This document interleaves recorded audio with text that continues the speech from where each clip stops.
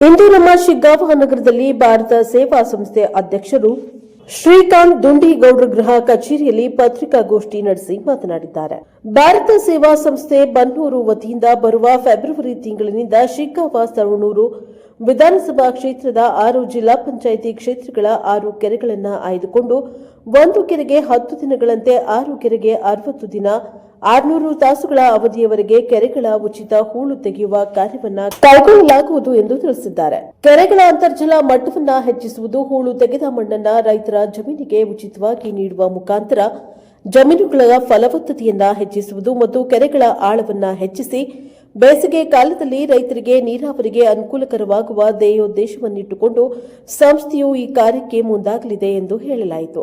ಅಷ್ಟೇ ಅಲ್ಲದೆ ಈ ಸಂಸ್ಥೆಯ ಕೆಲಸಗಳು ತಾಲೂಕಿನಲ್ಲಿ ಹೆಚ್ಚು ಪ್ರಭಾವ ಹಾಗೂ ಅನುಕೂಲತೆಗಳನ್ನು ಬಡವರಿಗೆ, ರೈತರಿಗೆ, ವಿದ್ಯಾರ್ಥಿಗಳಿಗೆ, ಕ್ರೀಡಾಪಟುಗಳಿಗೆ ಹೆಚ್ಚು ಸಹಾಯವಾಗುತ್ತಾ ಎಂದು ಸಂಸ್ಥೆಯ ಕಾರ್ಯ ಮುಂದುವರೆದಿದೆ.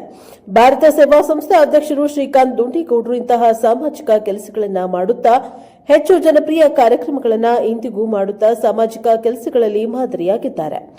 ಅಷ್ಟೇ ಅಲ್ಲದೆ ಕೆಲವು ದಿನಗಳ ಹಿಂದೆ ಪಬ್ಲಿಕ್ ಟಿವಿ ಪ್ರಸಾರ ಮಾಡಿರುವ ಕಾರ್ಯಕ್ರಮದಲ್ಲಿ ಪಬ್ಲಿಕ್ ಹೀರೋ ಆಗಿ ಅವರ ಸಮಾಜದ ಸೇವೆ ಹಾಗೂ ಸಹಾಯ ಕಣ್ಮುಂದೆ ಹಿಡಿದ ಕೈಗನ್ನಡಿಯಾಗಿದೆ. ಈ ಸಂದರ್ಭದಲ್ಲಿ ಗ್ರಾಮೀಣ ಭಾಗದ ಜನರಿಗೆ ಅನುಕೂಲವಾಗುವ ಈ ವಿನೂತನ ಕಾರ್ಯಕ್ರಮ ಯಶಸ್ವಿಗೊಳಿಸಲು ಮತ್ತೆ ಸನ್ನದ್ದರಾಗಿದ್ದಾರೆ ಹಾಗೂ ಈ ಕಾರ್ಯಕ್ರಮದಿಂದ ಎಲ್ಲರಿಗೂ ಹೆಚ್ಚಿನ ಪ್ರಯೋಜನವಾಗುವುದೆಂದು ತಿಳಿಸಿದ್ದಾರೆ. Bureau report Mallikarjuna Hadapad Shiggaon.